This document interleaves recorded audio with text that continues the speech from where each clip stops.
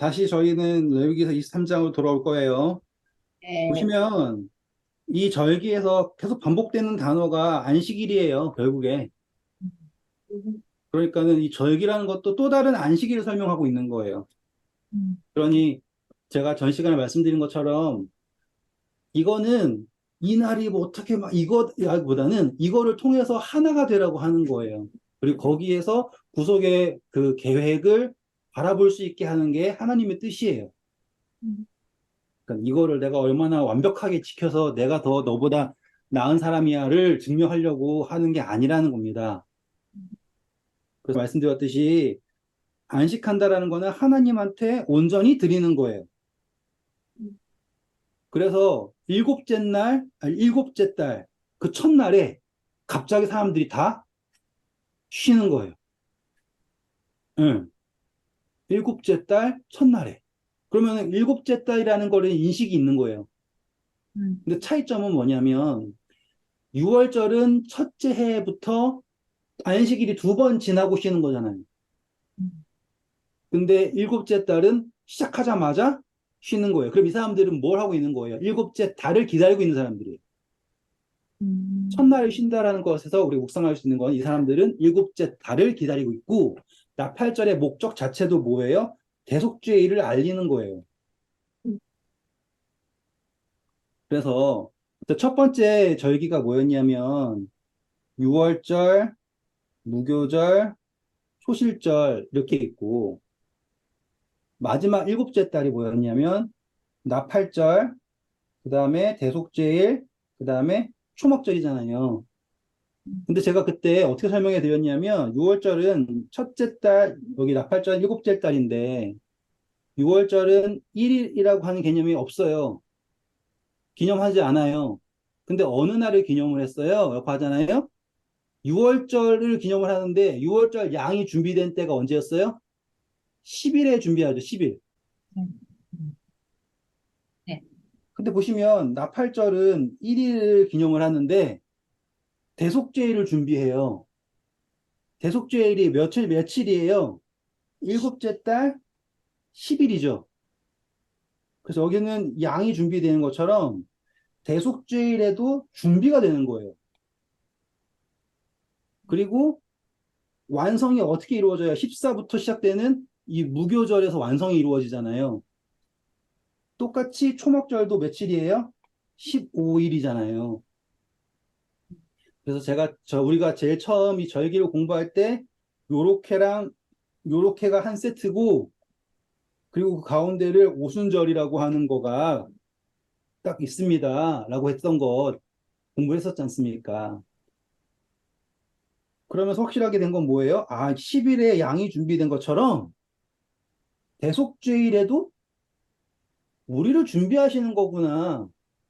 라는 거를 알 수 있게 되는 거죠.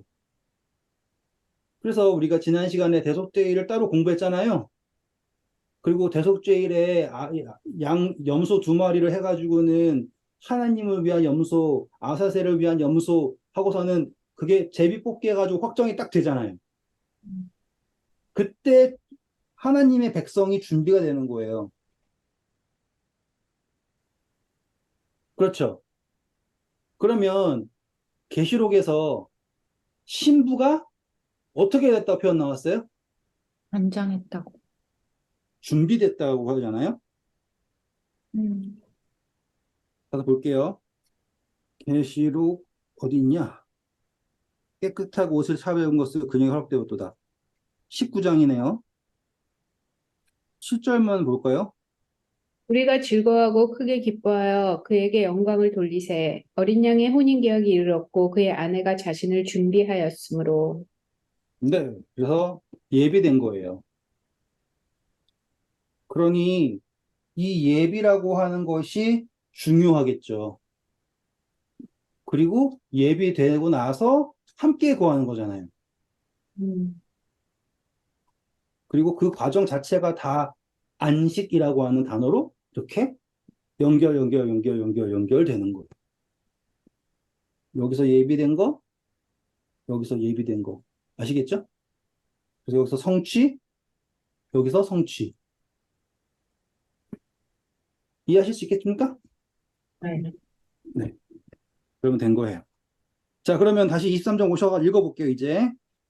아는 건 넘어갑니다. 했던 거 반복하지 않을게요. 시간이 없으니까. 네. 29절에 보면 자기를 어떻게 하라고 합니까? 스스로 괴롭게 하지 아니하는 자는 끊어지리라. 네, 괴롭게 하는데 그 괴롭게 한 이유가 뭐냐면 31절 보면은 일을 하지 말아야 돼요. 그렇죠? 그리고 일을 하지 않는데 어느 정도 생각해야 되냐면 32절 읽어주세요. 이는 너희가 쉴 안식일이라. 너희는 스스로 괴롭게 하고 이달 아흐렛 날까지 저녁 곧 그 저녁부터 이튿날 저녁까지 안식을 지킬지니라. 네, 얼마나 세세하게 나온지 아시겠죠? 언제부터 언제까지? 저녁. 저녁부터 며칠 저녁부터 며칠 저녁 이렇게 읽어주세요. 이달 아흐렛 날 저녁 곧 그 그렇죠. 그 정도로 정확한 거예요. 9일 저녁부터 그 다음날 저녁까지. 그러니까 성경에서 저녁이 되고 아침이 되니라는 거 근거 찾을 때 여기 오시면 아주 좋아요. 음, 그리고 이 날에 스스로 괴롭게 해야 된다. 자신을 내려놓아야 됩니다. 그리고 이것을 안식일 중에 안식일이라고 표현을 하죠. 그래야지 하나님과 온전히 하나가 될 수 있는 백성이 준비가 되는 것입니다. 자, 그리고 이제 대망의 초막절이 왔어요. 34절 읽어주세요. 이스라엘 자손에게 말하여 이르라. 일곱째 달 열 닷새 날은 초막절이니 여호와를 위하여 이레 동안 지킬 것이라. 날에는 성회로 모일지니 너희는 아무 노동도 하지 말지며 이레 동안에 너희는 여호와께 화제를 드릴 것이요 여덟째 날에도 너희는 성회로 모여서 여호와께 화제를 드릴지니 이는 거룩한 대회라. 너희는 어떤 노동도 하지 말지니라. 네, 자, 이거 보시면 되게 짧잖아요. 민수기서 29장 가면 엄청 길어요. 근데 음, 이 이야기는 누구한테 하는 이야기이기 때문에 짧냐면 백성들한테 선포하는 거잖아요. 음, 그렇죠? 23장 앞에 1절, 2절에 보면은 백성들한테 말하죠. 음, 맞습니까? 2절에? 음, 백성들이 이해해야 할 부분은 이 정도를 이해하면 되는 거예요.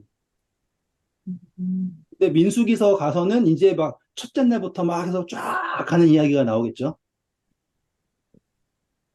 그래서 이 초막절에는 하나님과 하나 되는 것인데 새로운 단어가 등장한 게 뭐예요? 8일이라고 하는 단어가 등장했죠. 그렇죠? 그래서 일곱째 날까지 기념하는 게 아니라 이제 8일째, 할례 받는 날, 새로 태어나는 날, 그날을 기념하는 날이 바로 초막절에 있는 거룩한 날입니다. 안식일. 음, 네. 이걸 이 정도로 요약을 마칠게요. 음. 39절만 읽어야겠네. 39절. 너희가 토지 소상 거두기를 마치거든 일곱 멈춰주세요. 뭐 했다라는 거잖아요. 토지 소산을 거뒀다. 그쵸. 추수가 음. 그러면은 완벽한 상징이 나오겠죠. 음, 그러니까 더 이상 추수할 게 없는 거예요. 음, 보리, 밀, 포도, 뭐 다. 그래서 이게 추수가 끝났음을 상징하는 거예요. 그러니까 절기가 끝났다라고 하는 거는 무엇을 말하는 거냐면 추수가 끝났음을 말합니다. 계시록에 예수님이 다 떼고 오시죠? 음, 그 이유가 이것 때문이에요. 그 끝났을 때는 첫째 날도 안식하고 여덟째 날도 안식을 해야 된다. 그래서 이것이 딱 되는 순간 추수는 끝.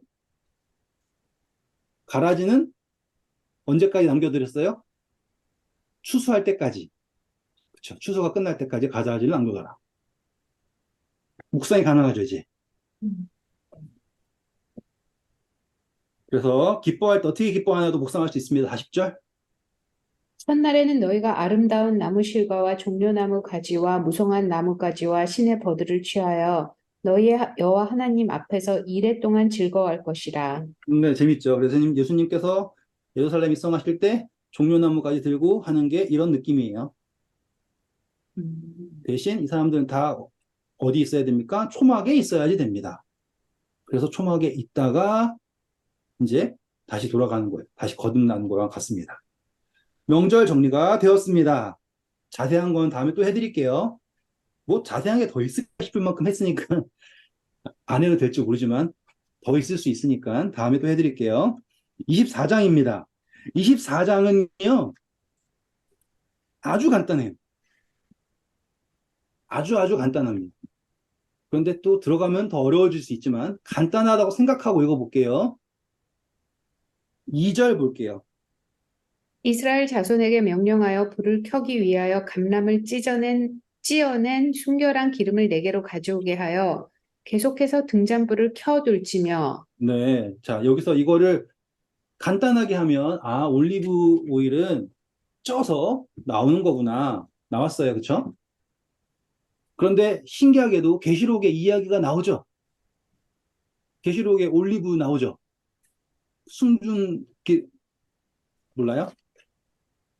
잠깐 가서 볼게요. 계시록 11장. 응? 어딨지? 올리브 오일 어디 있어? 두 증인. 왜 안 나와요? 사, 아, 아니네. 4절. 이제 보인다.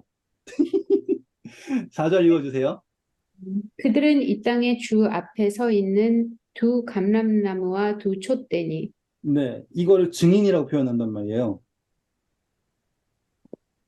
그래서 이 기름이 계속 타 있다라는 것은 무엇을 말하는 거냐면 증언한다라는 것과 연결될 수 있어요. 음.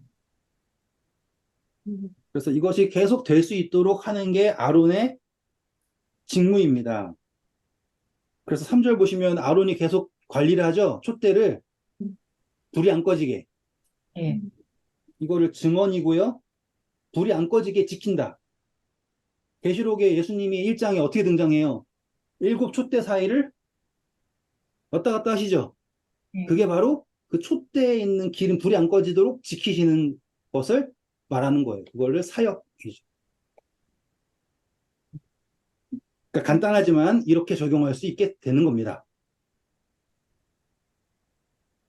4절 뭐라고 나와요? 그래서 여 앞에서 순결한 등잔대 위에 등잔들을 항상 정리할지니라. 그렇죠. 항상 그분이 우리를 정결케 하시는 거예요. 계속. 왜냐하면 우리가 그분의 하나님의 어떠함을 증언하고 있기 때문에 이렇게 되는 거고요. 그 다음에 떡이에요. 떡 재밌어요. 떡을 만들 때 어떻게 만들려고 그랬어요? 12개인데 5절. 너는 고운 가루를 가져다가 떡 12개를 굽되 각 덩이를 10분의 2 에바로 하여. 네, 기억나시죠? 10분의 2 에바. 10분의 1이라고 하는 것은 하나님의 것. 10분의 2도 역시 하나님과 예수 그리스도와 나라고 하는 관계라고 했잖아요. 그래서 여기서 등장하는 떡이 10분의 2 에바를 사용하는 겁니다. 그리고 거기에는 향기를 주죠. 예수 그리스도를 아는 향기. 그리고 8절을 보시면 언제마다 바꿔준다 그랬어요? 안식일마다. 이제 상징이 어떻게 돌아가는지 아시겠죠? 그리고 10절 읽어볼게요. 이스라엘 자손 중에 그의 어머니가 이스라엘 여인이요 그의 아버지는 애굽 사람인 어떤 사람이 나가서 한 이스라엘 사람과 진영 중에서 싸우다가 그 이스라엘 여인의 아들이 여호와의 이름을 모독하며 저주함으로 무리가 끌고 모세에게로 가니라. 네. 지금 보시면 이야기를 갑자기 그냥, "헉, 이게 뭐야?" 이런 게 나왔죠. 근데 신분이 어떻게 돼요? 단 지파 디브리의 딸이었더라. 저는 이스라엘 더하기 애굽. 응, 애굽 사람이 어떻게 했다고 그랬어요? 하나님을 저주했죠. 네. 그럼 어떻게 돼야 될까요? 12절 보세요. 그들이 그를 가두고 여호와의 명령을 기다리더니 여호와께서 모세에게 말씀하여 이르시되 그 저주한 사람을 진영 밖으로 끌어내어 그것을 들은 모든 사람이 그들의 손을 그의 머리에 얹게 하고. 오, 재밌다. 자, 이 사람은 섞였죠? 네. 기억나세요? 섞였다라는 표현. 음. 그런데 하나님을 저주했어요. 근데 이 사람은 어떻게 하냐면 다 손을 얹어요. 대속죄이랑 너무 똑같지 않아요? 손을 얹어서 뭐 합니까? 돌로 그를 칠지니라. 그래가지고 모든 사람이 돌을 치는 거예요. 그러면 이제 어떠한 이야기가 돌아가는 줄 아시겠죠? 왜 이게 나오냐면, 자, 이스라엘이든지 애굽이든지 누구든지 하나님의 이름을 저주하면 돌 맞는 건 맞아요. 이해하셨죠? 네. 이거는 뭐 틀린 이야기가 아니에요. 누구든지 하나님 이름 저주하면 돌 맞는 거예요. 그래서 예수님도 신성모독이라고 돌 맞으실 뻔했잖아요. 그런데 여기에서 이 이야기가 딱 갑자기 들어간 이유가 뭐냐면 이 신분 때문이에요. 두 개가 동시에 있다라는 거예요. 그 동시에 있는데, 자, 애국 사람이 하나님 저주하면 관계 있어요, 없어요? 없어요. 상관없는 거죠, 그렇죠? 근데 이 사람은 내가 이스라엘 사람이다라고 들어가 있는 거라고요. 음. 음. 그러니까 여기서 이 이야기가 의미가 있는 거예요. 어떠한 판단이 있어야 될 것인가? 이 사람이 하나님의 백성으로 취급받아야 될 것인가? 그렇지 않을 것인가? 라고 하는 건데, 여기서 지금 이 백성들이 그냥 죽이는 것이 아니라 다 어떻게 한다고 했어요? 다 모여가지고 모든 사람들이 그 머리 위에 손을 얹어요. 그럼 이 죽는 사람은 기분이 어땠을까요? 다 손 얹고 간 다음에 하나둘씩 멀리 가면 돌 하나씩 다 주워와가지고는 이렇게 해요. 듣고 싶겠지. 진짜 공포스럽겠죠, 그렇죠? 아, 이스라엘 사람인데 이러겠죠. 아니, 뭐가 됐든 간에 이스라엘 사람이든지 애국 사람이든지 저주하면 죽어야 되는 거예요. 근데 이 사람이 손을 얹어졌다라는 것 자체만으로도 의미가 있는 거예요, 지금. 원래는 그냥 죽어도 상관없는 거잖아요. 네. 자, 아무튼 이 섞였다라는 걸 꼭 묵상할 때 넣어주세요. 네. 그 다음입니다. 25장이에요. 하실 수 있는 거 제가 넘어가는 거예요, 그냥. 저희가 26장에서 에너지를 많이 쓸 거니까 25장에서 조금만 빨리빨리 넘어갈게요. 우리가 안식일이라고 했던 거 기억나면서 숫자 7의 중요성에 대해서 우리는 이렇게 알고 있잖아요. 성경에서는 7이 매우 중요하게 나오니까. 1절 보세요.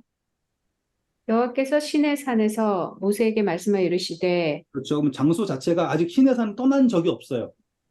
음. 그렇다는 것은 이 40년 광야 생활 초반이라는 거예요. 성소 짓고 얼마 안 돼서까지, 아니, 성소를 짓고 얼마 안 된 상태에서 이 말씀을 주신 거라는 거죠. 그러면 아까 하나님 이름 저주했다라는 것도 어느 정도에서 일이 일어났다는 것도 아실 수 있겠죠? 음. 막 따라다니다가 그런 게 아니라 성소도 짓고 다 된 상태에서 그러했다라고 볼 수 있는 거예요. 음. 그리고 여기에서 이제 시내산에서 말씀하시는데요. 2절 보시면 시제가 재밌어요. 읽어볼게요. 이스라엘 자손에게 말하여 이르라 너희는 내가 너희에게 주는 땅에 들어간 후에 그 땅으로 여호와 앞에 안식하게 하라. 그럼 보시면 지금 땅을 안식하게 하라는 거예요. 음. 아직 땅 받은 적 없죠? 네. 이거는 미래예요. 이 사람들은 아직 한 평도 없는 사람이에요. 저것처럼. 그런데 이 사람들에게 하나님께서 명령하신 게 뭐냐면 땅을 안식하게 할 것을 지금 너가 결심해야 된다는 거야. 음. 저는 이것을 묵상의 범위에서 말씀드리는 거예요. 일단 생기면 그때 생각해 볼게요가 아니라 하나님께서 주실 것이라는 것을 믿고 그 믿음의 결정이 지금이에요. 그러니 이스라엘 백성들 아직 가나안 가려면 아직 한참 남았는데 하나님께서는 이미 안식년에 대해서 말씀하고 계시네요. 오늘 우리가 성경을 읽을 때 하나님께서는 이미 하늘에 관하여서를 우리에게 말씀해주고 계시네요. 이렇게 묵상할 수 있는 거예요. 그래서 3절부터 보시면 6년 동안은 열심히 해도 된대요. 근데 4절 볼게요. 일곱째 해에는 그 땅이 쉬어 안식하게 할지니 여호와께 대한 안식이라. 너는 네, 자, 쉬는데요. 누구를 위한 쉬는 거예요, 보니까? 땅, 하나님을 위한 쉬는 거. 하나님을 위해서. 여호와. 땅이 하나님을 위해서 쉰대요. 그럼 말이 안 되는 것처럼 보이죠? 어떻게 하나님을 위해서 땅이 쉴 수 있는가라고 했더니 그 땅에 있는 걸 나중에 누가 먹는데요? 6절 보시면 안식년의 소출은 너희가 먹을 것이니 너와 내 남종과 내 여종과 내 품꾼과 너와 함께 거류하는 자들과 내 가축과 내 땅에 있는 들짐승들이 다 그 소출로 먹을 것을 삼을지니라. 네, 자, 이 여호와를 위한 안식일이 되는 건 뭐냐면 모든 사람들을 위해서 나눠주는 안식일이 되는 거예요. 그러니까 여기서 내가 줄일 때, 내가 목마를 때 그 개념이 여기서 적용될 수 있는 거예요. 또 재밌죠?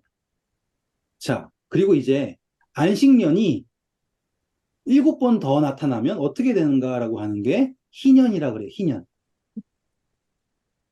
희년은 요약하면요. 모든 것이 회복되는 거예요. 잡힌 사람은 자유를 받고요. 팔렸던 땅도 돌아와요. 희년 되면 모든 것이 돌아옵니다. 읽어볼게요. 8절. 너희는 일곱 안식년을 계수할지니 이는 7년이 일곱 번인즉 안식년 일곱 번 동안 곧 49년이라. 네, 이거 보시면 오순절이랑 똑같죠. 음. 무교절 후에 7 안식일을 계수할지니 오순절. 그거랑 같은 개념이, 그러니까 더 큰 개념으로서 희년이 등장하는 건데, 희년에는 어떻게 되냐면, 9절. 일곱째 달 열흘 날은 속죄일이니 너는 멈춰주세요. 보세요. 그러면은 희년의 7째 달에 10일이면 얼마나 대단한 날이겠어요? 희년 더하기 대속죄일.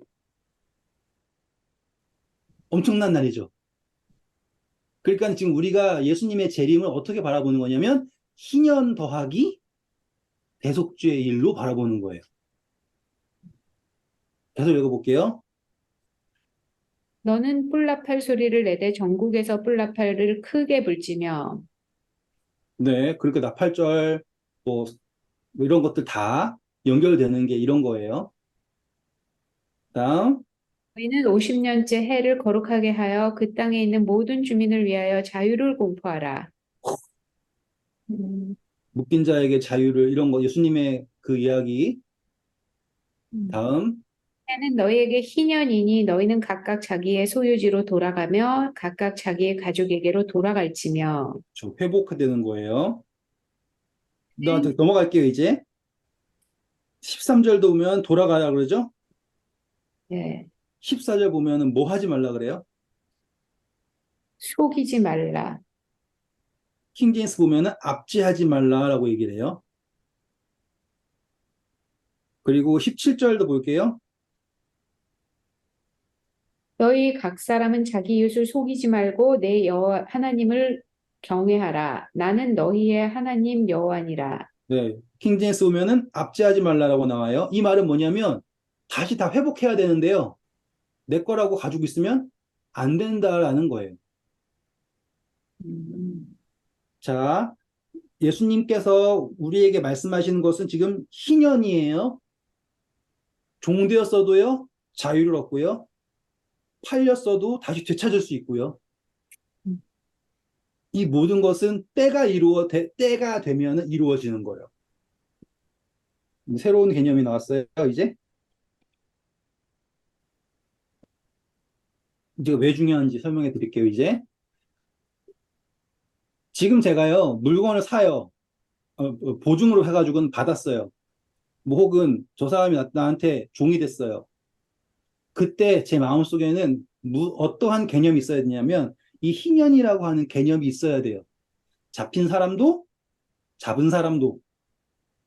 그런데 사람들이 이제 희년이 너무 싫은 거야. 그죠. 그래가지고 어떻게든 장난을 치려고 그러고 막 그렇게 하는 사람들 있잖아요. 음. 그러니까는 그 사람들 뭐냐면은 희년이라고 하는 것이 주는 하나님께서 하나님이라는 주권을 인정 못하는 거예요. 희년은 항상 뭐에 근거하는 거냐면 하나님의 주권에서 비롯된 것이 희년이에요.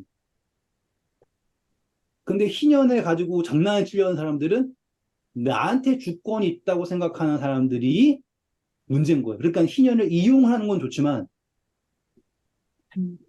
희년을 기뻐하지 않는 사람들은 주권이 나한테 있는 거예요. 그럼 거기도 구원이라는 개념 똑같이 되겠죠, 이제. 자, 이 희년은 안식일 중에서도 대단한 안식일이에요. 그리고 7월 10일에 완벽한 자유를 공포해야 되는데 그때 어떻게든 내 걸 더 주려고 하는 사람은 하나님의 주권을 인정하지 않는 사람이다라고 하는 묵상이 여기서 나올 수 있어요. 자, 좀만 더 넘어가 볼게요. 18절입니다. 너희는 내 규례를 행하며 내 법도를 지켜 행하라. 그리하면 너희가 그 땅에 안전하게 거주할 것이니라. 계속 읽어주세요. 땅은 그것의 열매를 내리니 너희가 배불리 먹고 거기 안전하게 거주하리라. 만일 너희가 말하기를 우리가 만일 일곱째 해에 심지도 못하고 소출을 거두지도 못하면 우리가 무엇으로 먹으리요 하겠느냐 네, 보세요. 이게 바로 쉬지 않는 사람들의 마음이에요. 음. 그러니까 일주일에 한 번 쉬는 거 누가 싫다 그래요? 얼마나 좋은데 그냥 몸이 쉬는 게 중요한 게 아니라 내가 해야지라고 하는 마음이 있으면서 그래 한 번 쉬어줘야지 이러면은 안식한 게 아니에요. 안식한다라는 것은 걱정 자체도 내려놓고 내 삶 자체를 하나님께 맡기는 걸 말하는 거예요. 보이죠? 그렇죠? 일주일에 한 번 쉬는 게 어려운 사람이 희년을 지킬 수 있겠어요? 네. 그러니까는 평소에는 거룩한 척 하지만 희년 못 지켜요. 그러니까 희년을 지킬 수 있다라는 것은 온전히 하나님의 주권을 인정한다는 뜻이에요. 진짜 막말로요. 탈곡기 같은 거예요. 탈곡기 이게. 마음 있는 곳에 공이 있잖아요. 그렇죠? 이 절기를 통하여서 하나님이 증명하려고 하지 않아도 이 사람들이 하나님의 주권을 인정하는 사람인지 아닌지가 그냥 보이는 거예요. 이 사람들이 하는 걱정, 타당한 걱정이죠. 1년 동안 땅을 놀게 한다고? 당장 빌어먹기도 힘든 이런 상황이잖아요. 근데 그게 아니라 하나님의 주권을 인정하는 사람에게는 하나님 말씀하죠. 땅은 소출을 낼 거다. 마치 떨어뜨리면 떨어진다는 것처럼. 근데 하나님께서 말씀하시는 그 말씀을 믿지 못하기 때문에. 어떻게 가능하냐면 하면서 하나님 설명하십니다. 그게 가능한 비밀이 뭐냐면 그 다음 절. 내가 명령하여 여섯째 해에 내 복을 너희에게 주어 그 소출이 3년 동안 쓰기에 족하게 하리라.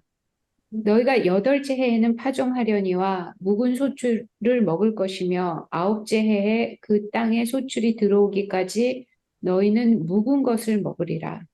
이거 뭐랑 똑같은 줄 아시겠어요? 만나랑 똑같아요. 만나도 여섯째 날 2배 얻었죠. 그래가지고 여덟째 날에 새롭게 받잖아요. 이거 똑같은 거예요. 어떻게 가능하냐면 하나님께서 명령하시는 거예요. 명령. 이 이야기는 뭐냐면 내가 하나님 명령 순종하잖아요. 음.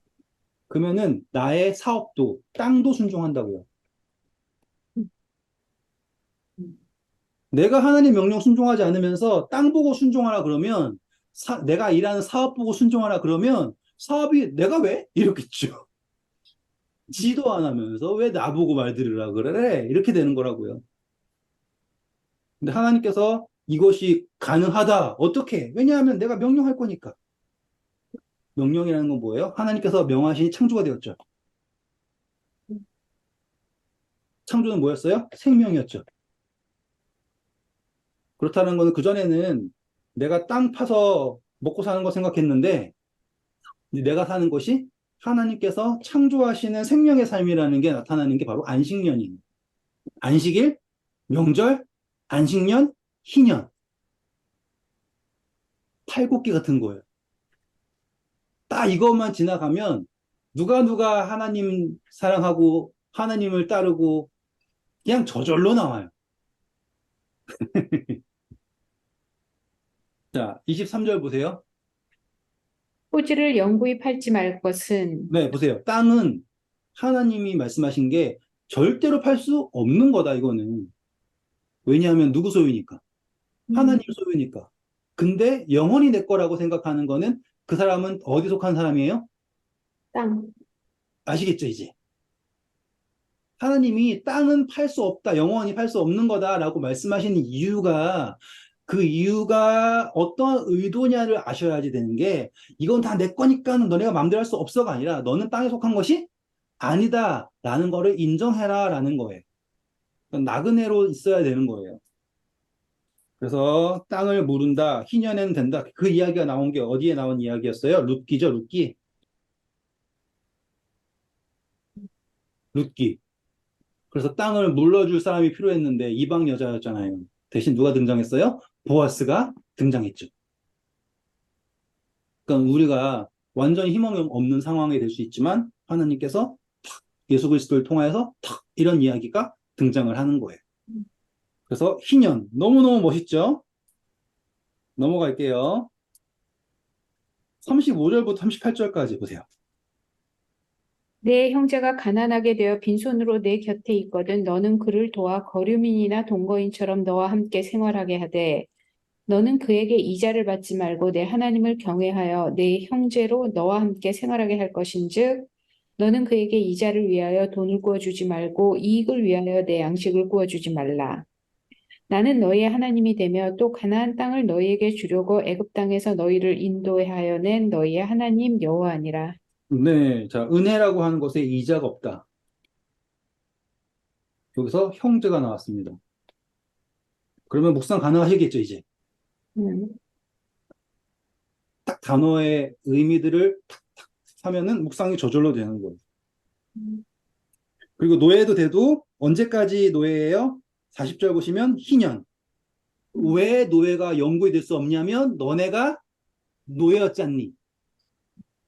그게 42절, 43절. 그들은 내가 애굽 땅에서 인도하여 낸 내 종들이니 종으로 팔지 말지나 너는 그를 엄하게 부리지 말고 내 하나님을 경외하라. 그렇죠. 55절. 이스라엘 자손은 나의 종들이 됨이라. 그들은 내가 애굽 땅에서 인도하여 낸 종이요 나는 너희의 하나님 여호와니라. 그러니까 종으로 삼을 수 없다. 자, 이제 드디어 하이라이트에 들어왔습니다. 26장. 26장, 제가 기억하기로는 제가 26장을 한번 해드렸던 것 같아요. 그렇지만 좀 더 해드릴게요. 26장은요, 성경의 요약책이에요. 성경의 요약. 왜냐하면 26장에 나와 있는 축복과 저주는 성경 전체에 다 나와 있는 이야기거든요. 그래서 이 축복은 아쉽게도 짧고요. 저주가 좀 길어요. 일단 축복부터 한번 보도록 할게요. 26장 1절부터 보겠습니다. 너희는 자기를 위하여 우상을 만들지 말지니 조각한 것이나 주상을 세우지 말며 너희 땅에 조각한 석상을 세우고 그에게 경배하지 말라. 나는 너희의 하나님 여호와임이니라. 너희는 내 안식일을 지키며 내 성소를 경외하라. 나는 여호와니라. 너희가 내 규례와 계명을 준행하면 내가 너희에게 철 따라 비를 주리니 땅은 그 산물을 내고 밭의 나무는 열매를 맺으리라. 자, 감사합니다. 지금 보시면 어려운 이야기 하나도 없죠? 네. 근데 이게 진짜로 어려웠나 봐요. 우상 만들지 말고 안식일 지켜라. 근데 이 안식일이라는 게 아까 공부한 절기 다 포함된 거예요. 방향성이 있어야지 되는 거라고요. 희년도 포함된 거라고요. 압제하면 안 된다고요. 주권을 인정해야 된다고요. 너가 좋아하는 우상 따라다니지 말고 하나님을 바라보라고요. 그게 안 된 거예요. 정말 쉬워 보이지만 하나님의 성소를 존중히 여기지 않아요. 그렇게 하면 이 축복이 오는데 하늘에서 비가 내리고요. 나무는 열매 맺을 거고. 너무 당연한 거 아니에요? 너무너무 당연한 거. 5절 보시면, 추수할 수 있고요. 배가 부를 거고요. 6절 보시면 어떻게 돼요? 평화를 주신대요. 그리고 6절 읽어볼까요? 6절? 내가 그 땅에 평화를 줄 것인즉 너희가 누울 때 너희를 두렵게 할 자가 없을 것이며 내가 사나운 짐승을 그 땅에서 제할 것이요 칼이 너희 땅에 두루 행하지 아니할 것이며 그 다음, 너희의 원수들을 쫓으리니 그들이 너희 앞에서 칼에 엎드러질 것이라. 이제 아무런 문제가 없다고 그러죠. 네. 어려워 보여요? 음, 당연한 거 아니에요? 근데 음, 여러분, 여기서 중요한 게 뭐냐면, 이 축복을 당연하게 생각하는 게 문제예요. 음, 축복을 음, 당연하게 생각하는 게 우리한테 너무나 큰 함정이에요. 음, 그래가지고 하나님한테 감사를 못 하는 거예요, 우리가. 음, 이거니까, 이게 당연하니까 여기에 플러스 더 가지려고 그러고, 더 가지려고 그러고, 더 가지려고 그러고 하는 이상한 욕심이 생긴 거예요. 그런데 이것을 당연하게 생각하는 순간 이거에 감사할 수 없죠. 음. 그러면은 대체 우리는 어떻게 더 감사를 찾을 수 있겠냐고요.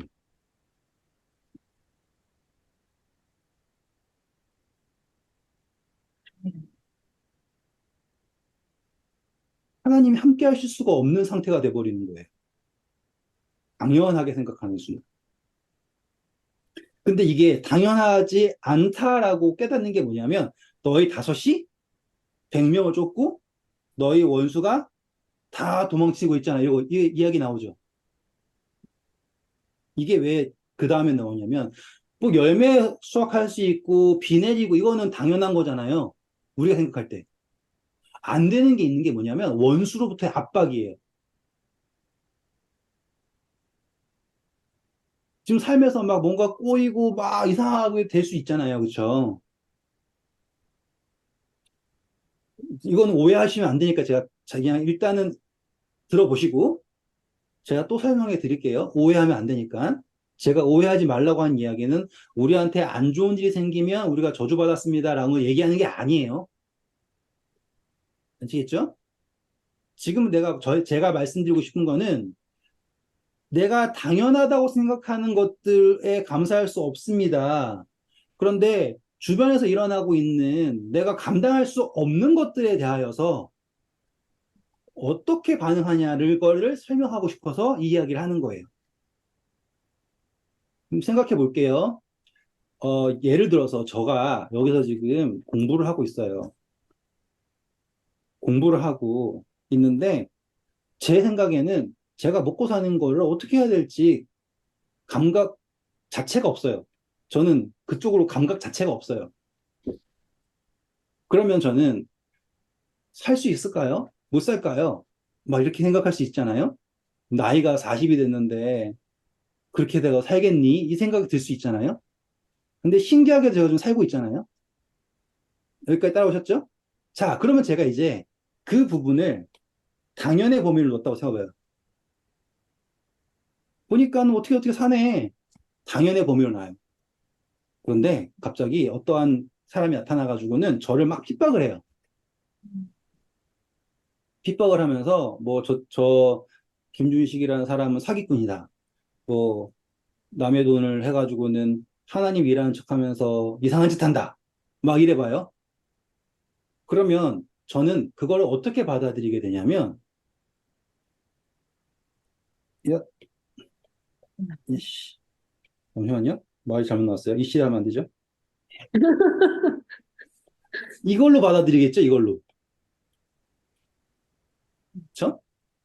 이걸로 받아들일 때 제가 어떻게 반응하냐면 이 저한테 나쁜 소리 하는 사람 요걸 없애려고 노력을 해요.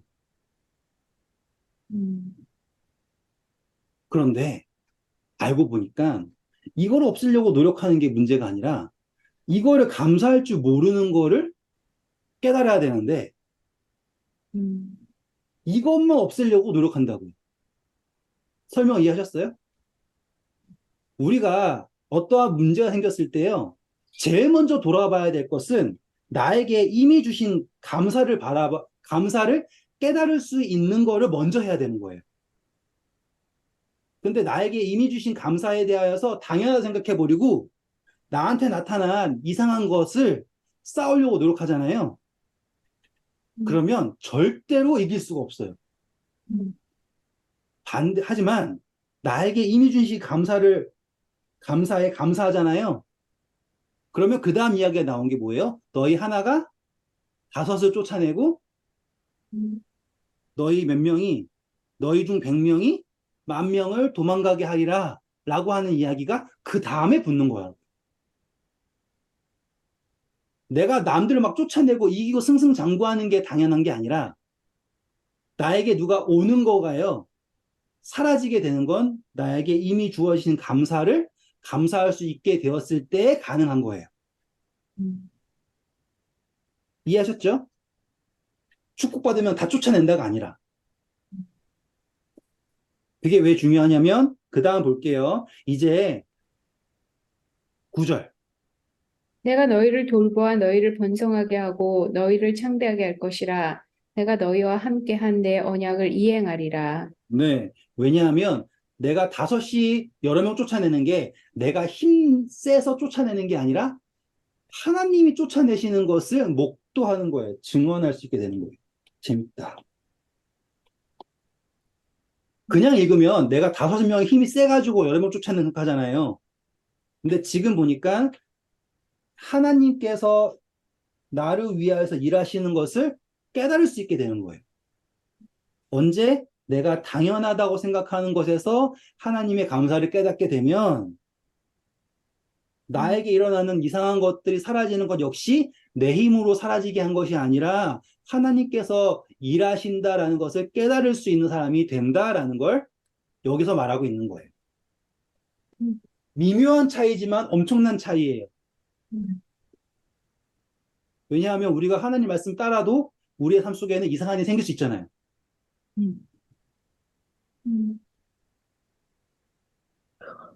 미묘한 차이지만 오해 안 하시겠죠? 오해하지 않겠죠? 네. 네. 그전에는 이거 어떻게 읽냐면 내가 잘 되잖아요? 믿음이 있잖아요? 그러면은 막 힌두교 가가지고 막 전도해버리고 거기 가서 한마디 했더니만은 사람들이 다 개종해버리고 이런 식으로 이해했다고요. 내가 힘이 세지니까.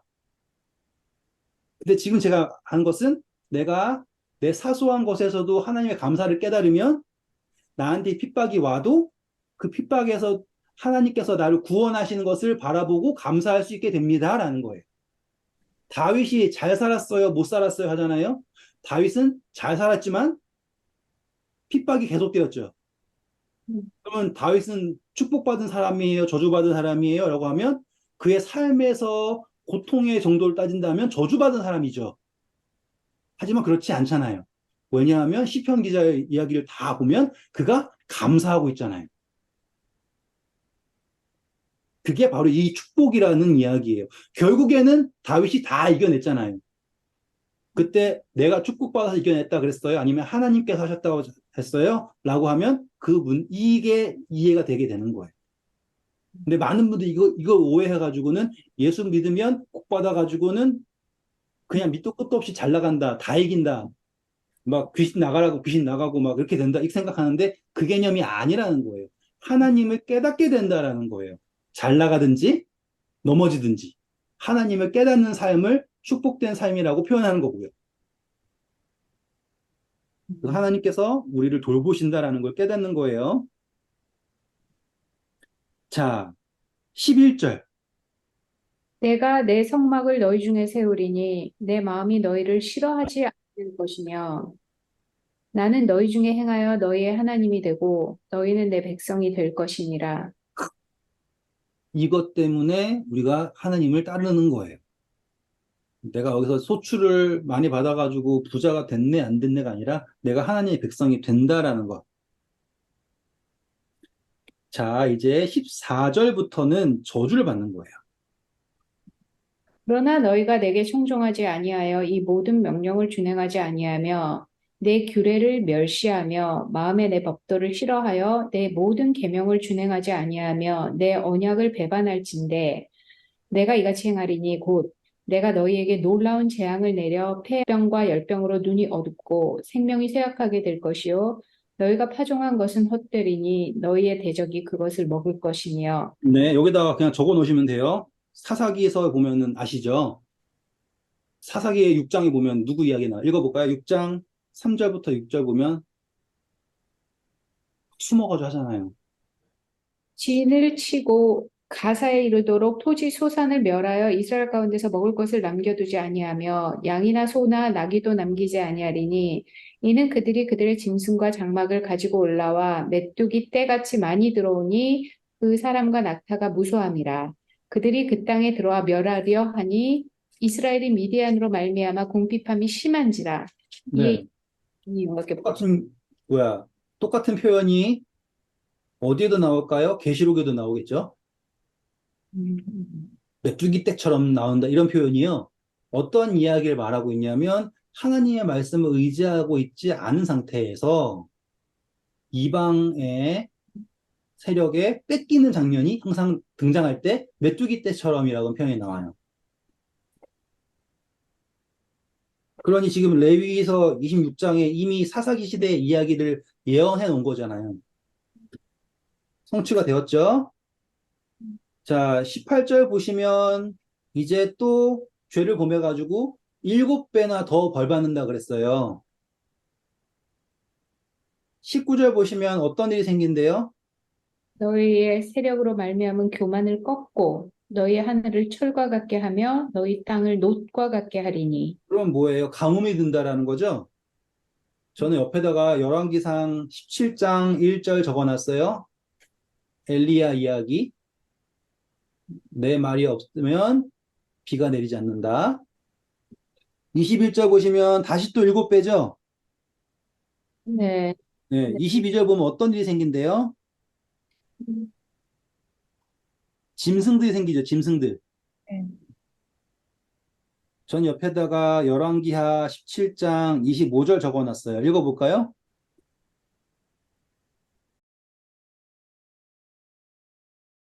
그들이 처음으로 거기 거주할 때 여호와를 경외하지 않으므로 여호와께서 사자들을 그들 가운데로 보내심에 몇 사람을 죽인지라. 네, 사자예요. 음. 메신저 말고요. 정말 사자요. 네, 네. 그리고 엘리 사 했을 때도 곰들이 나오고 그러잖아요. 그래서 야생 동물들이 나타난다라고 하는 표현이 여기서 이루어졌죠, 벌써? 그만큼 황폐해졌다라는 거예요. 그러니까 지금 보시면 계속해서 벌이 커지죠. 음. 7배씩 올라간대요. 그러면 하나님께서 7배 세게 때린다는 게 아니라 더 완전히 깨달을 수 있게 확연하게 드러날 수 있게 라는 표현이에요. 자, 다음이에요. 또 벌하면 25절 보면은 어떤 일이 생긴다 그랬어요? 너희 중에 연병을 보내고 너희를 대적의 손에 넘길 것이며 그렇죠. 저는 여기 옆에다가 예레미야서 21장 7절 적어놨어요. 저는. 읽어볼까요? 예레미야서 21장 7절. 여호와의 말씀이니라. 그 후에 내가 유다 왕 시드기야와 그의 신하들과 백성과 및 이 성읍에서 전염병과 칼과 기근에서 남은 자를 바벨론의 느부갓네살 왕의 손과 그들의 원수의 손과 그들의 생명을 찾는 자들의 손에 넘기리니. 그렇죠. 전염병, 원수의 손. 똑같죠. 음. 돌아오셔서요. 그런데도 다시 또 그래요. 29절이겠죠? 너희가 아들의 살을 먹을 것이요 딸의 살을 먹을 것이며. 네, 이 이야기는 아시죠? 진짜 그랬잖아요. 네, 뭐라고 써놓을까요? 성경 구절 중. 네, 예레미야서 19장 9절, 감사합니다. 52장 6절, 예레미야 애가 4장 10절, 그리고 잘 아시는 이야기는 열왕기하 몇 장이죠, 이건? 찾아볼게요, 잠깐만. 28절. 예레미야 6장 28절. 6장 28절이에요? 맞네. 6장이네. 6장, 네, 맞아요. 오늘 네 아들 먹자. 28절, 29절이나. 아, 너무 슬프잖아요? 그러니까 이거는 진짜 무서워. 응. 자, 그리고 이제 마지막이에요. 34절 돌아오시면 이제 어떤 일이 생기냐면, 읽어볼까요? 34절. 너희가 원수의 땅에 살 동안에 너희의 본토가 황무할 것이므로 땅이 안식을 누릴 것이라. 그때 그렇죠. 자, 핵심이 뭐냐면, 땅이 음, 안식을 누리는 거예요. 원래는 안식을 누리게 해야 될 사람이 이스라엘 백성들이잖아요. 근데 그들의 주권을 포기한 거예요. 그러니까, 그럼에도 불구하고요. 그러니까는 땅이 스스로 안식을 누리게 되는 거예요. 우리 그전 시간에 가나안 사람들이 악행을 범해서 땅이 토해냈다 그랬잖아요. 음, 같은 이야기가 여기에서 이루어지는 거예요. 음. 백성들을 토해내서 땅이 안식일을 누려요. 하지만 여전히 은혜가 남아있죠. 집사님 가셔야 되면은 40절부터만 읽어주고 가세요. 이거는 너무 감동적이니까 함께 읽으면 좋을 것 같아요. 네. 그들이 나를 거스른 잘못으로 자기의 죄악과 그들의 조상의 죄악을 자복하고 또 그들이 내게 대항함으로 나도 그들에게 대항하여 내가 그들을 그들의 원수들의 땅으로 끌어갔음을 깨닫고 그 할례 받지 아니한 그들의 마음이 낮아져서 그들의 죄악의 형벌을 기쁘게 받으면 내가 야곱과 맺은 내 언약과 이삭과 맺은 내 언약을 기억하고 아브라함과 맺은 내 언약을 기억하고 그 땅을 기억하리라. 너무 그들이 멋지잖아요. 음, 기억하신다. 음, 언약을 기억하신다. 역대하 36장 21절 적어 놓으세요. 역대하 31장 26절. 그리고 이사야서 62장 6절 7절도 적어 놓으시고요. 음. 네. 그러면 그 읽어볼까요? 역대하 36장 21절. 안식년 이야기 나올 거예요. 이에 토지가 황폐하여 땅이 안식년을 누림같이 안식하여 70년을 지냈으니 여호와께서 예레미야의 입으로 하신 말씀이 이루어졌다. 그렇죠. 땅이 안식년을 누렸어요. 근데 이게 49년이 아니라 70년을 누린 거예요. 그리고 돌아오셔서 44절, 26장 44절. 그런즉 그들이 그들의 원수들의 땅에 있을 때에 내가 그들을 내버리지 아니하며 미워하지 아니하며 아주 멸하지 아니하고 그들과 맺은 내 언약을 패하지 아니하리니 나는 여호와 그들의 하나님이 됨이니라. 네. 그러니까는 이 사람들이 아무리 하나님을 버리고 멀어지고 일곱 배, 일곱 배, 일곱 배 벌을 받아도 하나님은 절대로 버리지 않으셨다. 음, 음, 언약을 깨뜨릴 수 없다. 누가 그리스도의 사랑에서 우리를 끊으리요라고 하는 이야기가 여기에도 나오는 거예요. 왜냐하면 45절. 내가 그들의 하나님이 되기 위하여 민족들이 보는 앞에서 애굽 땅으로부터 그들을 인도하여 낸 그들의 조상과의 언약을 그들을 위하여 기억하리라. 나는 여호와니라. 그렇죠. 나온 목적이 뭐냐면 언약 자체가 내가 그들의 하나님이 되려고 오셨다는 거예요. 우리의 하나님. 그러니까 하나님께서 우리 하나님 되려고 오셨으니까 그거를 보이려고 오셨는데 그것을 포기하실 수 없습니다라는 걸 알 수 있어요. 그러면 이 이야기는 어디서 했다고요? 신의 산. 46절 신의 산에서 하셨다고요. 그러면 하나님은 이미 신의 산에서 바벨론까지 가서 하는 모든 일도 다 보고 계시는 거고요. 하지만 여전히 그럼에도 불구하고 사랑하고 계시는 거고요. 예정론과 다른 이야기예요. 하나님은 이 과정 자체를 아시죠? 그분의 영혼이라는 것에서 그분의 계획 안에서 다 보고 계시는 거죠. 그리고 그 계획 안에서 우리는 자유의지를 가지고 그분의 뜻을 따르면 복이라는 걸 알 수 있어요. 하지만 그렇게 따르지 않으면 하나님께서 7배 더 벌하시지만 그 벌이 멀어지게 하려고 하는 벌이에요. 다시 데리고 오려고 하는 징계예요. 그렇죠? 징계라는 거예요. 그래서 아비가 자녀를 훈계하는 것처럼 훈계하신다라는 표현이 여기서 등장하는 거고, 동시에 이 26장 이 한 장 안에 성경 전체가 다 있다. 그래서 너무 신기하다. 이거를 쓰면서도 모세가 알았을까요? 하나님의 마음을. 아이고, 자, 이제 대망 27장입니다. 27장. 레위기서를 정말 끝낼 수 있군요. 다시 한번 하나님께서 모세에게 말씀하십니다. 2절 볼게요. 이스라엘 자손에게 말하여 이르라. 만일 어떤 사람이 사람의 값을 여호와께 드리기로 분명히 서원하였으면 너는 자, 그 사람의 값이에요. 됐죠?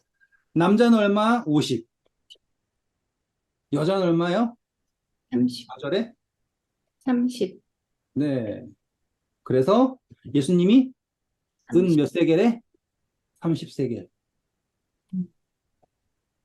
그래서 예수님께서는 누구를 대신하여서? 우리를 대신하여서 속전을 내신 겁니다. 그 이야기가 여기서 나오는 거예요. 옆에다가 그냥 적어 놓으세요. 마태복음 26장 15절. 아시는 이야기겠지만. 그리고 5절 옆에다가는 창세기 37장 28절 적어 놓으시면 요셉이 왜 20세겔에 팔렸는지 알 수 있죠? 왜냐하면 20살 밑에까지는 20세겔이에요. 그래서 요셉은 어렸을 때 팔렸잖아요. 그래서 20세겔. 적어 놓으시면 나중에 도움이 됩니다. 그 다음이에요. 중요한 거예요, 이번에. 8절입니다. 그러나 서원자가 가난하여 내가 정한 값을 감당하지 못하겠으면 그를 제사장 앞으로 데리고 갈 것이요 제사장은 그 값을 정하되 그 서원자의 형편대로 값을 정할지니라. 전 이게 너무 멋진 거예요. 우리가 감당할 수 없죠? 네. 그래서 예수님한테 나가는 거예요. 음, 그럼 우리에게 감당할 수 있게 해주신대요. 너무 멋지지 않아요? 멋져요. 예.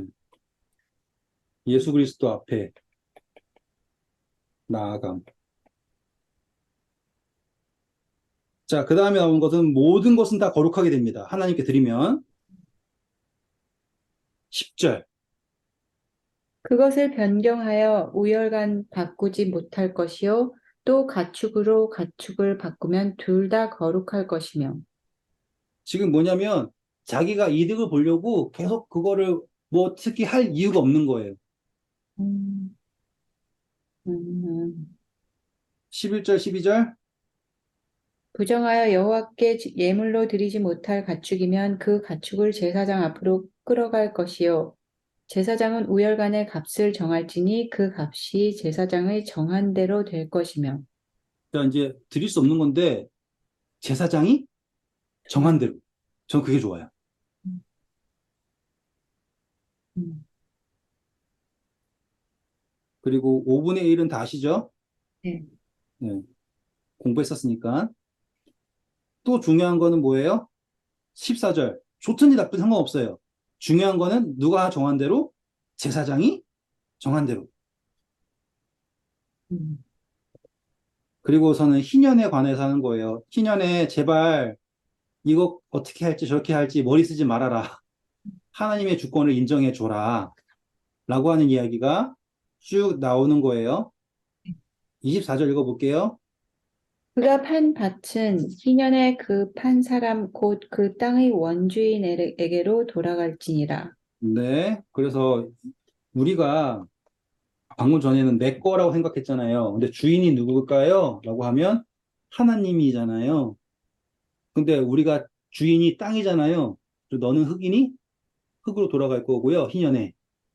음, 우리가 하나님이 주인이잖아요. 그럼 우리는 하나님께로 돌아가는 거예요. 그러니까 어디로 돌아가기를 원하나요? 라고 하는 질문을 사용할 때 이렇게 사용하면 됩니다.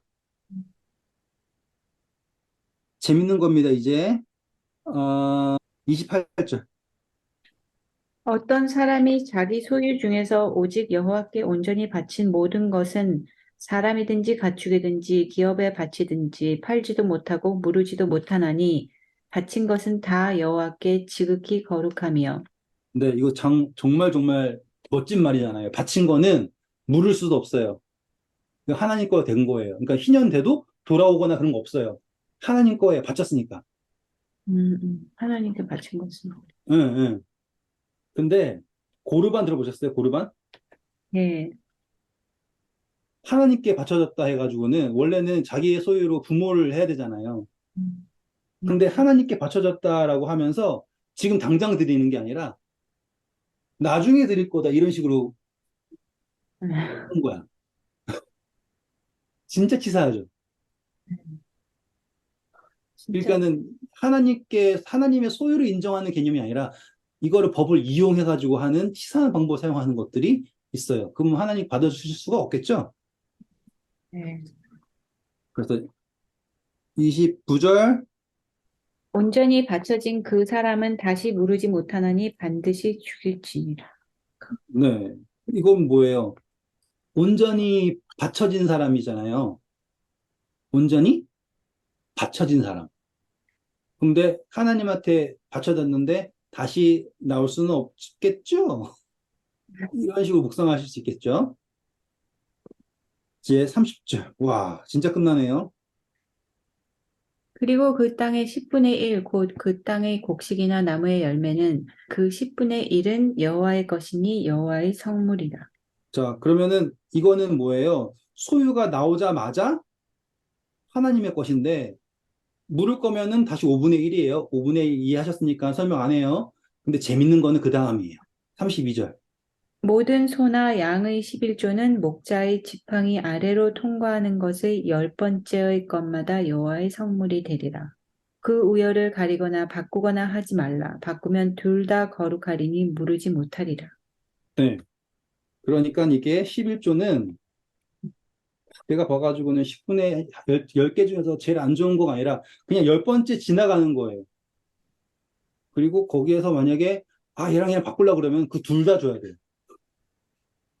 그러니까는 둘 다 돼야 돼. 그러니까는 하나님 것으로 온전하게 인정하는 것을 연습하라는 거죠.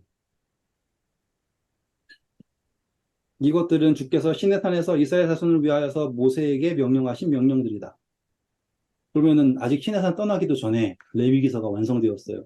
근데 이 레위기서를 딱 보니까 이 과정을 다 쫙 공부해 보니까 레위기서를 통하면 누가 하나님의 백성이고 그렇지 않고가 분명하게 나타나죠.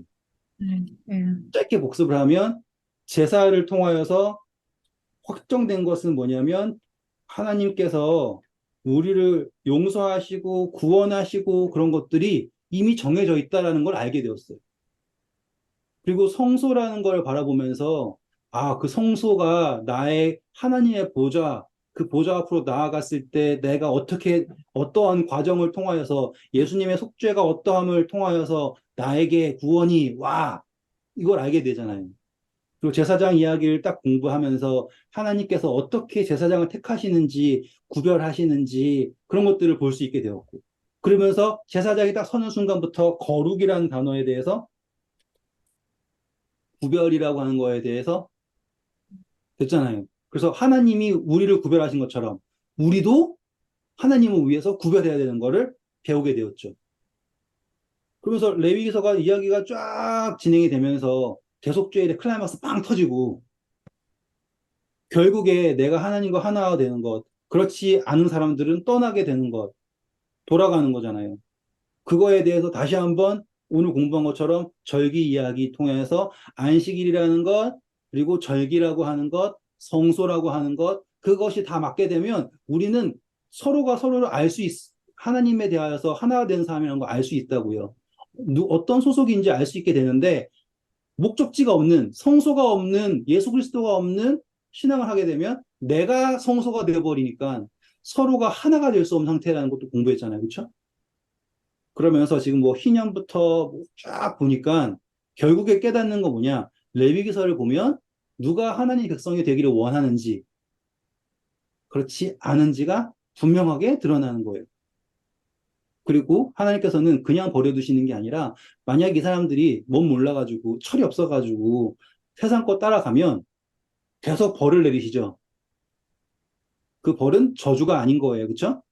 그 벌은 하나님의 사랑의 매예요. 그래서 계속해서 돌아오라고. 왜냐하면 때리시지만 결코 버리지 않으시잖아요. 내가 너를 기억할 것이고, 내가 너희 하나님이 되려고 이 애굽에서 이끌었기 때문에 내가 이룰 것이다 라고 약속하신 하나님. 그 사랑의 복음을 우리 오랜 시간 공부했습니다. 어떻게 생각하실지 모르지만 저는 정말 뿌듯하고, 그리고 마지막 시간에 제가 계속 이렇게 묵상하는 겁니다 알려드렸잖아요. 레위기서를 한 번 더 묵상해 보시길 바래요. 그러면 진짜 복음이 여기 있구나라는 걸 알게 될 겁니다. 감사합니다. 수고 많으셨어요.